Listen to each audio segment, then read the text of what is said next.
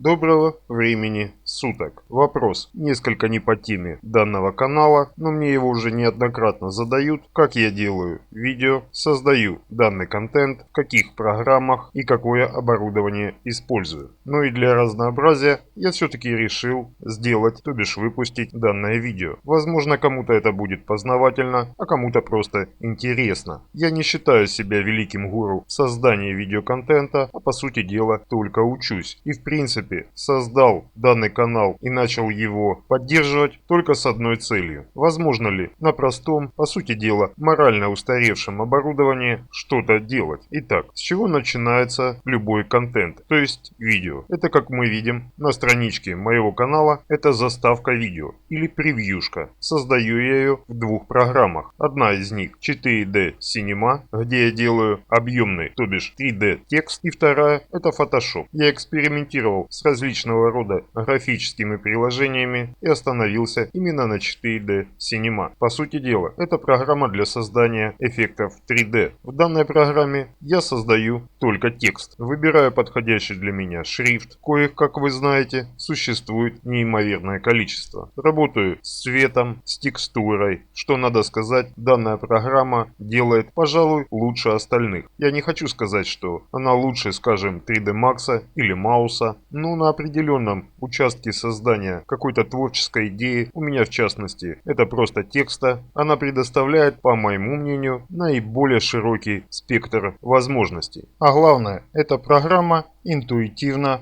понятная. Можно работать как с отдельными объектами, так и с целыми группами. Изменять направленность, размер, объем, придавать обособленность и уникальность всему, с чем вы работаете, что в итоге позволяет получить довольно качественный материал на выходе. Причем сохранять вы можете в огромном количестве форматов, что немаловажно при работе с Photoshop. И уже попадая в среду Photoshop, насыщаю текстуру, даю ей тени, контуры, хотя в принципе все это я могу делать и в Cinema, но выполняю по привычке уже в Photoshop. Особых знаний и навыков по сути дела здесь не требуется, необходима усидчивость и желание чему-то учиться новому. В итоге получается превьюшка, то бишь заставка всего видео. И она должна быть кликабельная, то есть люди, которые ее увидят, захотят просмотреть видео, которое находится под ней. Это по сути дела обложка. Она должна быть информативным и привлекательной, то бишь кликабельной. Данную картинку можно будет редактировать или изменять, то бишь через какое-то время вы поймете, что данная картинка не кликабельная и не нравится людям по аналитике своего канала. Тогда вполне целесообразно будет ее переделать или заменить. Следующая ступень в процессе создания видео — это программа видеозахвата изображения с монитора. Я пользуюсь Camtasia. Сейчас вышла уже 9-я версия, но я по привычке использую 8-ю. И на это есть причины. Именно 8-я версия, как по мне, наиболее качественно удаляет фоновые шумы. Хотя в 8-й, в 9-й версии точнее, это должно быть реализовано лучше, но именно 8-я версия удовлетворяет моим запросам. Я не знаю, в этой программе очень большое количество минусов, но есть и плюсы, среди которых интуитивно понятный интерфейс. Вы можете здесь сделать переходы, фильтровать звук, удалять щелчки, понижать, повышать выходную громкость, делать различные вставки, вписывать текст, делать наложения. Подобных программ очень много, и как по мне, это дело привычки. Хотя, конечно же, программа имеет требования к аппаратному обеспечению. То бишь, если у вас недостаточно АЗУ, в частности у меня 8 гигабайт, и программа довольно часто может слетать. Если я монтирую объемное видео, необходимо периодически выполнять сохранение, так как в любой момент можно потерять уже отредактированный материал. Хотя такая же проблема постигает людей, у которых и 16, и 32 гигабайта АЗУ. Как по мне, так это недоработки самого программного обеспечения. И для меня очень важна именно в 8-й версии возможность удаления фонового шума, так как я использую обычный петличный микрофон от Sven а-ля 200 рублей. Он, конечно же, не сравнится с вокальными микрофонами за 5,8 тысяч, я говорю о конденсаторных микрофонах, также необходимости наличия звукоизолированных комнат и различных приблудах для работы со звуком, чего не имею и работаю с тем, чем могу, поэтому пользуюсь Camtasia. Конечно же, можно накладывать плагины, которые в онлайн режиме будут отсекать звук. Перепробовал довольно серьезное количество и опять-таки хочу сказать, что все эти дополнительные программы, которые в онлайн режиме очищают звук, потребляют хорошее количество АЗУ и выдают минимальный результат. Camtasia справляется с этим гораздо более быстрее при минимальных затратах. После окончания монтирования самого видео, наложения дополнительных картинок, различных стрелочек, указателей, я вывожу конечный видеофайл и перехожу к следующему этапу создания. Я говорю о программе Premium Pro. Здесь, конечно же, тоже дело вкуса. Можно использовать DaVinci или Sony Vegas. Но при создании различных интро, а я учился их создавать именно в After Effects, что неизменно привело меня в Premium. Говоря об After Effects, я говорю про интро, которое в принципе необходимо каждому каналу, как и превьюшка. Оно не должно быть длинным, не должно быть коротким. Оно должно быть уместным и может располагаться как в начале видео, так и после задания основной темы. Также в данной программе я накладываю заголовок. Анимацию заголовка я также делал в After Effects, что позволяет делать видео более кинематографичным, соответственно более привлекательным. Далее я накладываю футаж, который позволяет привлекать дополнительно подписчиков, напоминая им о возможности подписаться и поставить лайк, что надо заметить является далеко не лишним. Помимо этого, поскольку программа является профессиональным инструментом, позволяет также редактировать не только видео, очищать, делать картинку более насыщенной, если вы снимаете, скажем, с цифрового фотоаппарата или просто с мобильного телефона, данное ПО позволит приблизить его к профессиональному качеству. Здесь же меня интересуют дополнительные возможности, и надо заметить, они очень широкие по работе со звуком. Если появились какие-нибудь недочеты, здесь я могу их легко убрать, используя либо предустановки, либо выведя эквалайзер и добиться приемлемого результата. Конечно же, оговорюсь, я не являюсь гуру в производстве видеоконтента, а по сути дела только учусь. И о качестве того, что я изготавливаю, судить, конечно же, вам. Надеюсь, я ответил на поставленный вопрос и удовлетворил ваш интерес. Ставьте лайки, пишите комментарии, задавайте вопросы.